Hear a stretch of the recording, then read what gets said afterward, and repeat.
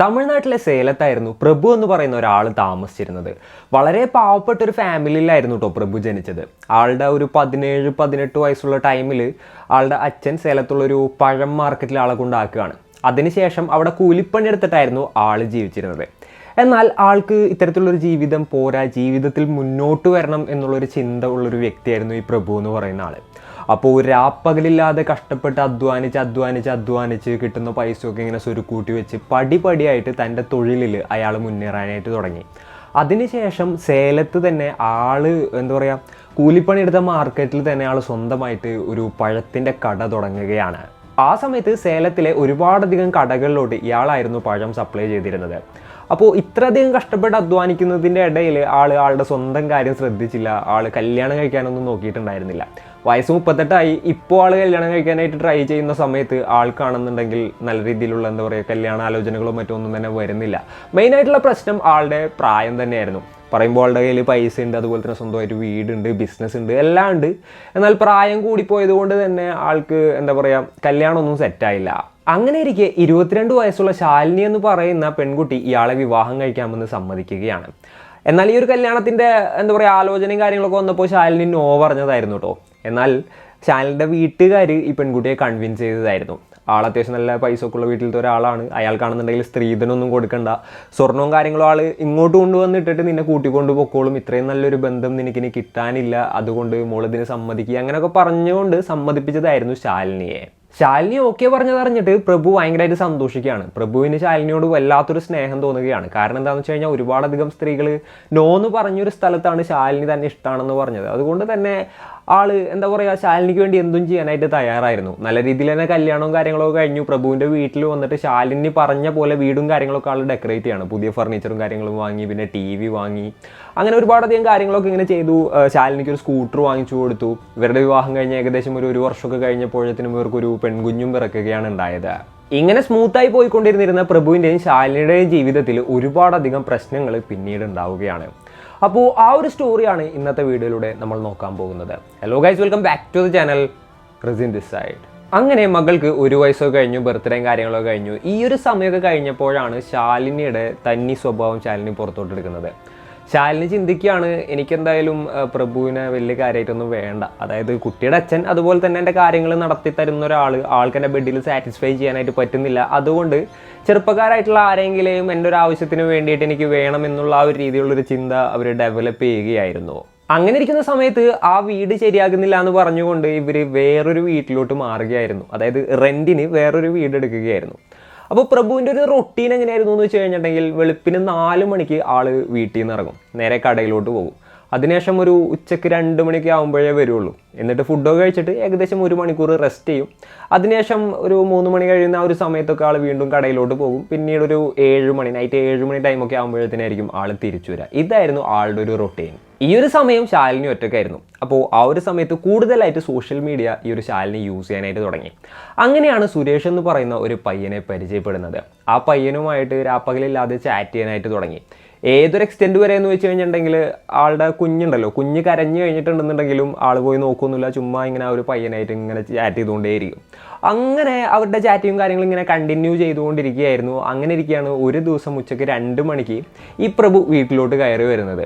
അപ്പോൾ നോക്കുമ്പോൾ door open ആയിട്ട് കിടക്കുന്നുണ്ട്, അതുപോലെ തന്നെ കുഞ്ഞ് കിടന്ന് കരയുന്നുണ്ട്. അപ്പോൾ അതിനുശേഷം ആളിങ്ങനെ കയറി നോക്കി. അതിനുശേഷം ഇങ്ങനെ നോക്കുന്ന ഒരു സമയത്താണ് ഈ പെണ്ണിങ്ങനെ ചാറ്റ് ചെയ്തുകൊണ്ടിരിക്കുന്നതായിരുന്നു കണ്ടത്. ഫോൺ വാങ്ങി നോക്കിയപ്പോൾ ഒരു പയ്യനുമായിട്ടായിരുന്നു ചാറ്റ് ചെയ്യുന്നത്. ഇതാരാണെന്ന് ചോദിച്ചപ്പോൾ എൻ്റെ ഒരു സുഹൃത്തിൻ്റെ അനിയനാണെന്നുള്ള രീതിയിലായിരുന്നു ആ ഒരു സ്ത്രീ മറുപടി പറഞ്ഞത്. അത് വിശ്വസിച്ചില്ല. അതിനുശേഷം അവിടെ കുറേ പ്രശ്നം ഉണ്ടാക്കി. അതിനുശേഷം ഫേസ്ബുക്കും കാര്യങ്ങളൊക്കെ അൺഇൻസ്റ്റാൾ ചെയ്ത് കളയുകയാണ് ഉണ്ടായത്. ഇത്രയൊക്കെ ആയിട്ടും ശാലിനി പിന്മാറിയില്ല. പിറ്റേ ദിവസം പ്രഭു ജോലിക്ക് പോകുന്ന ആ ഒരു സമയത്ത് ശാലിനി ഇതേപോലെ തന്നെ ആപ്പ് ഇൻസ്റ്റാൾ ചെയ്യും. അതിനുശേഷം വരുന്ന ഒരു ടൈം ആകുമ്പോൾ ആപ്പ് അൺഇൻസ്റ്റാൾ ചെയ്യും. അങ്ങനെയായിരുന്നു പിന്നീട് ഈ ഒരു സുരേഷിനായിട്ട് അവർ ചാറ്റ് ചെയ്തുകൊണ്ടിരുന്നിട്ടുണ്ടായിരുന്നത്.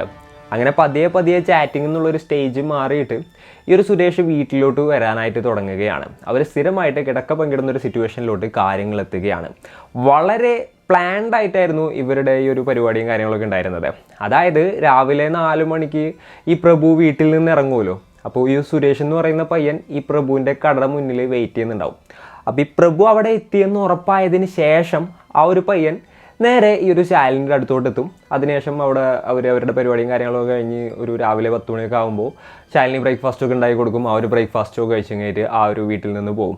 ഇതായിരുന്നു ആ ഒരു പയ്യൻ്റെ റൊട്ടീൻ. അതായത് എന്നും വെളുപ്പിന് 4 മണിക്ക് ഇയാളെ കാത്തും കയറ്റി ആളുടെ കടയുടെ ഫ്രണ്ടിൽ നിൽക്കലായിരുന്നു ആളുടെ ഒരു പതിവ്. അപ്പോൾ ആള് വന്നു എന്ന് ഉറപ്പായിട്ടുണ്ടെങ്കിൽ മാത്രം ഈ ഒരു പയ്യൻ അങ്ങോട്ട് പോവുള്ളൂ. ഇനിയിപ്പോൾ ആള് വന്നില്ല എന്നുണ്ടെന്നുണ്ടെങ്കിൽ അത് കൺഫേം ആവാതെ ആ ഒരു പയ്യൻ ശാലിനിയുടെ അടുത്തോട്ട് പോകുന്നുണ്ടായിരുന്നില്ല. ഇങ്ങനെ ഒരു പയ്യൻ വന്നു പോകുന്നത് ഇവരുടെ ഹൗസ് ഓണർ ശ്രദ്ധിക്കുകയാണ്. ആള് പ്രഭുവിനോട് കാര്യം പറയുകയും ചെയ്തു. പ്രഭു ആകപ്പാടെ കലിപ്പിലായി. അതിനുശേഷം ഇവരെ കയ്യോടെ പിടിക്കണം എന്ന് പറഞ്ഞുകൊണ്ട് പിറ്റേ ദിവസം രാവിലെ തന്നെ 4 മണിക്ക് ഇറങ്ങിയിട്ട് കടയിൽ പോകാതെ ഓണറുടെ വീട്ടിൽ വെയിറ്റ് ചെയ്തു, ഈ പയ്യൻ വരുന്നതും കാത്ത്.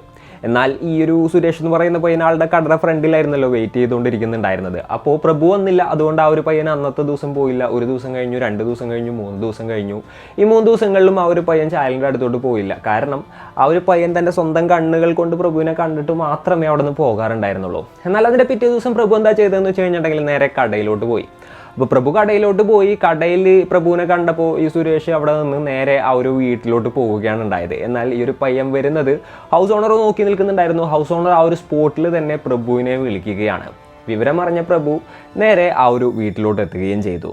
ഏകദേശം 7 മണിയായപ്പോൾ പ്രഭു ആ ഒരു സ്ഥലത്തോട്ട് എത്തി. അതിനുശേഷം ഏകദേശം 7 മണിക്കാണ് കേട്ടോ പ്രഭു വീട്ടിലോട്ട് എത്തിയത്. അതിനുശേഷം ഡോറിൽ തട്ടി. അപ്പോൾ ആരും ഡോറ് തുറന്നില്ല. വീണ്ടും തട്ടി. അപ്പോൾ ഏകദേശം ഒരു 10 മിനിറ്റ് കഴിഞ്ഞപ്പോഴാണ് ശാലിനി വന്ന് ഡോറ് തുറന്നത്. ഡോറ് തുറന്ന് ഈ പ്രഭുവിനെ കണ്ട ശാലിനി ആകപ്പാടെ ഞെട്ടിപ്പോവുകയാണ്. കാരണം വീടിൻ്റെ അകത്ത് സുരേഷ് ഉണ്ടായിരുന്നു.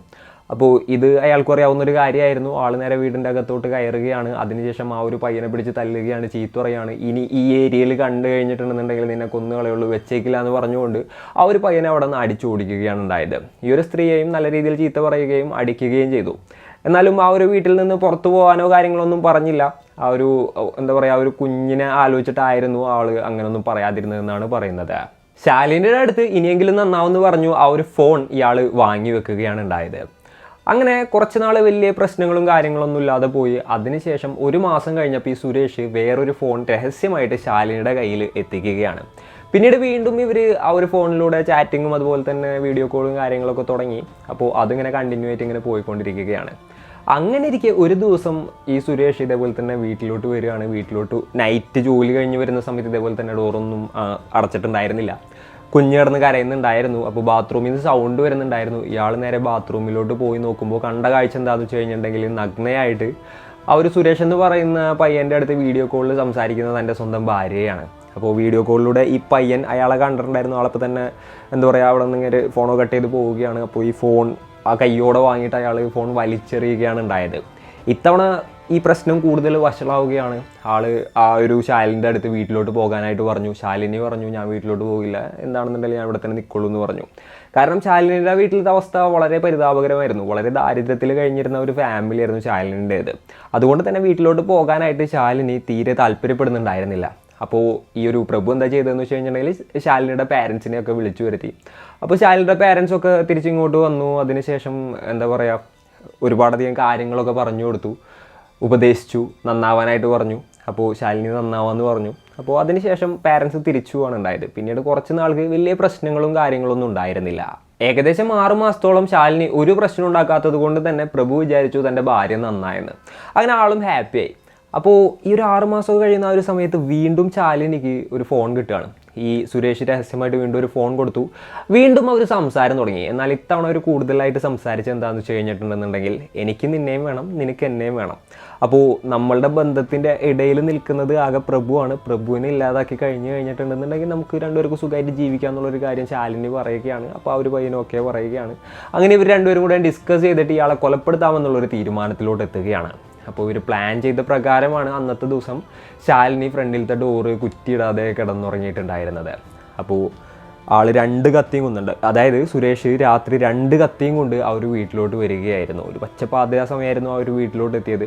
അതിനുശേഷം അവരുടെ ബെഡ്റൂമിലോട്ട് കയറി ചെന്നു. പിന്നീട് ശാലിനിയും സുരേഷും കൂടെ ബെഡിൽ കിടന്നുറങ്ങിയിരുന്ന പ്രഭുവിനെ കുത്തിക്കൊലപ്പെടുത്തുകയാണ് ഉണ്ടായത്. അപ്പോൾ അതിനുശേഷം ശാലിനി വീട്ടിലുണ്ടായിരുന്ന 15 പവൻ്റെ ഗോൾഡും അതുപോലെ തന്നെ 4 ലക്ഷം രൂപയുടെ പൈസ എടുത്ത് കയറ്റി ഇയാൾക്ക് കൊടുത്തിട്ട് പറയുകയാണ്, നീ ഇതും കൊണ്ട് പൊക്കോ, കള്ളന്മാർ വീട്ടിൽ കയറിയിട്ട് ഭർത്താവിനെ കൊന്നതാണെന്നുള്ള രീതിയിൽ നമുക്ക് സ്റ്റോറി സെറ്റ് ചെയ്യാമെന്ന് പറഞ്ഞു കയറ്റി ആ ഒരു പയ്യനെ അവിടെ നിന്ന് പറഞ്ഞു വിടുകയാണ് ഉണ്ടായത്. അതിനുശേഷം ശാലിനി വീടിൻ്റെ പുറത്തോട്ട് ഓടിച്ചെല്ലുകയും അതിനുശേഷം അവിടെ നിന്ന് കയറ്റി ഒച്ചയും ബഹളം ഉണ്ടാക്കുകയും നല്ല രീതിയിൽ കരയുകയും ചെയ്തു. ഈ ഒരു ഒച്ചയൊക്കെ കേട്ട് നൈബേഴ്സ് എല്ലാവരും തന്നെ ഓടിക്കൂടുകയാണ്. നാട്ടുകാർ ഓടിക്കൂടി എന്താണ് പറ്റിയതെന്ന് ചോദിച്ചപ്പോൾ കള്ളൻ വീട്ടിൽ കയറി അതിനുശേഷം ഭർത്താവിനെ കൊലപ്പെടുത്തി വീട്ടിലുണ്ടായിരുന്ന ഗോൾഡും അതുപോലെ പൈസ ഒക്കെ എടുത്തുകൊണ്ട് പോയി എന്നുള്ളൊരു കാര്യമായിരുന്നു ആ ഒരു സ്ത്രീ ബാക്കിയുള്ളവരോട് പറഞ്ഞത്. ഇത് കേട്ട അവർ, അതായത് അയൽക്കാർ, ഉടനെ തന്നെ പോലീസിനെ വിവരം അറിയിക്കുകയാണ് ഉണ്ടായത്. പോലീസുകാർ സ്ഥലത്തെത്തി അവർ ക്രൈം സീൻ നോക്കിയപ്പോൾ ആദ്യ നോട്ടത്തിൽ തന്നെ അവർക്ക് കുറച്ച് പന്തികേട് തോന്നുകയാണ്. ഇതൊരു റോബറിയുടെ ഭാഗമായിട്ട് നടന്ന കൊലപാതകമല്ലാന്നും ഇതൊരു പ്ലാൻഡ് ആയിട്ടുള്ള ഒരു മേർഡർ ആണ് എന്നുള്ള രീതിയിലായിരുന്നു പോലീസിന് മനസ്സിലാക്കാനായിട്ട് സാധിച്ചത്.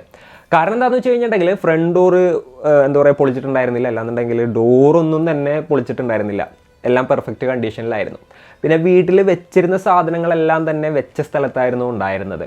പിന്നെ എന്താ പറയുക, ഈ കബോർഡോ ലോക്കോ ഒന്നും തന്നെ പൊളിച്ചിട്ടില്ല, ഒന്നും അലങ്കോലാക്കിയിട്ടില്ല. കറക്റ്റ് ക്യാഷ് ഇരിക്കുന്നിടത്തു നിന്ന് ക്യാഷ് എടുത്ത് പോയിട്ടുണ്ട്, ഇയാളെ കൊലപ്പെടുത്തിയിട്ടുമുണ്ട്. അപ്പോൾ ഇതൊരു പ്ലാൻഡ് മേർഡർ ആണ് എന്നുള്ള രീതിയിൽ തന്നെയായിരുന്നു പോലീസുകാർ വിചാരിച്ചിട്ടുണ്ടായിരുന്നത്. അതുപോലെ തന്നെ ശാലിനെ തന്നെയായിരുന്നു സ്വാഭാവികമായിട്ടും സംശയം ഉണ്ടായിരുന്നത്. എന്നാൽ അതിന് വേറൊരു കാര്യം കൂടി ഉണ്ടായിരുന്നു. ശാലിനെ പോലീസുകാർ ക്വസ്റ്റ്യൻ ചെയ്തപ്പോൾ വളരെ കൂളായിട്ടും അതുപോലെ തന്നെ വലിയ എന്താ പറയുക ഒരു പതർച്ചയും കാര്യങ്ങളൊന്നും ഇല്ലാതെയായിരുന്നു പോലീസിൻ്റെ അടുത്ത് ഇവർ മറുപടി പറഞ്ഞത്. എല്ലാം വളരെ കൃത്യമായിട്ടായിരുന്നു അവർ പോലീസിൻ്റെ അടുത്ത് പറഞ്ഞിട്ടുണ്ടായിരുന്നത്. അതായത് രാത്രി ഒരു 10-12 മണി ടൈമൊക്കെ കഴിഞ്ഞപ്പോൾ ഡോറിൽ മുട്ട് കേട്ടെന്നും താൻ ആരാണെന്ന് ചെന്ന് ചോദിച്ചപ്പോൾ ഹസ്ബൻഡിൻ്റെ ഫ്രണ്ടാണെന്ന് പറഞ്ഞെന്നും, അപ്പോൾ ആ ഒരു സമയത്ത് ഇതേപോലെ തന്നെ ഡോറ് തുറന്നു കൊടുത്തു. അപ്പോൾ മാത്രമാണ് കള്ളനായിരുന്നു വന്നതെന്നുള്ളത് താൻ അറിഞ്ഞതെന്നായിരുന്നു ശാലിനി പറഞ്ഞത്. അപ്പോൾ ശാലിനിനെ നിലത്തോട്ട് തള്ളിയിട്ടിട്ട് കള്ളൻ നേരെ ബെഡ്റൂമിലോട്ട് പോവുമായിരുന്നു. അതിനുശേഷം ഭർത്താവ് എഴുന്നേറ്റ് കള്ളനെ തടയാനായിട്ട് നോക്കി. അപ്പോഴായിരുന്നു കള്ളൻ ഭർത്താവിനെ കുത്തി നിലത്തിട്ടത്. അതിനുശേഷം വീട്ടിലുണ്ടായിരുന്ന ഗോൾഡും അതുപോലെ തന്നെ പണവും എടുത്ത് കടന്നു കളഞ്ഞു എന്നുള്ള രീതിയിലുള്ള ഒരു സ്റ്റോറി ആയിരുന്നു ശാലിനി പോലീസിൻ്റെ അടുത്ത് പറഞ്ഞത്. അപ്പോൾ പോലീസുകാർ ഈ ഒരു സ്റ്റോറി കേട്ടപ്പോൾ ഇത് ഫാബ്രിക്കേറ്റഡ് ആയിട്ടുള്ള ഒരു സ്റ്റോറിയാണെന്നുള്ളത് അവർക്ക് മനസ്സിലായി. പിന്നെ ഇത് വളരെ ഈസി ആയിട്ടായിരുന്നു അവർ പറയുന്നുണ്ടായിരുന്നത്. പോലീസുകാർ പ്രഭുവിൻ്റെ റിലേറ്റീവ്സിനൊക്കെ ക്വസ്റ്റ്യൻ ചെയ്തപ്പോൾ ശാലിനിയുടെ ഇത്തരത്തിലുള്ള അവിഹിതത്തിൻ്റെ കഥയും കാര്യങ്ങളൊക്കെ പോലീസിൻ്റെ അടുത്ത് അവർ പറഞ്ഞിട്ടുണ്ടായിരുന്നു. അങ്ങനെ ശാലിനിയുടെ കോൾ ഡീറ്റെയിൽസും മറ്റും ഒക്കെ, അതേപോലെ തന്നെ എന്താ പറയുക സോഷ്യൽ മീഡിയയുടെ ഡാറ്റ ഒക്കെ പോലീസുകാർ പരിശോധിച്ചപ്പോൾ ഒരുപാട് കാര്യങ്ങൾ പോലീസിന് മനസ്സിലായി. ഈ ഒരു കൊലപാതകം നടന്ന അന്ന് ഈ എന്താ പറയുക ശാലിനി എന്ന് പറയുന്ന സ്ത്രീ സുരേഷുമായിട്ട് കുറേ അധികം നേരം സംസാരിച്ചതിൻ്റെ തെളിവും പോലീസിന് കിട്ടി. അപ്പോൾ ഇതൊക്കെ കാണിച്ചു കൊടുത്തുകൊണ്ട് ശാലിനിയോട് ചോദിക്കുകയാണ്. ഈ ചാറ്റും കാര്യങ്ങളും കാണിച്ചു കൊടുത്തു, കോൾ റെക്കോർഡിങ്സിൻ്റെ ഡീറ്റെയിൽസും കാര്യങ്ങളൊക്കെ കാണിച്ചു കൊടുത്തിട്ടും ശാലിനിയോട് ചോദിച്ചപ്പോൾ ഇല്ല എനിക്കറിയില്ല, എനിക്ക് സുരേഷ് ആരാണെന്ന് അറിയില്ല എന്നുള്ള തരത്തിലായിരുന്നു ശാലിനി മറുപടി പറഞ്ഞത്.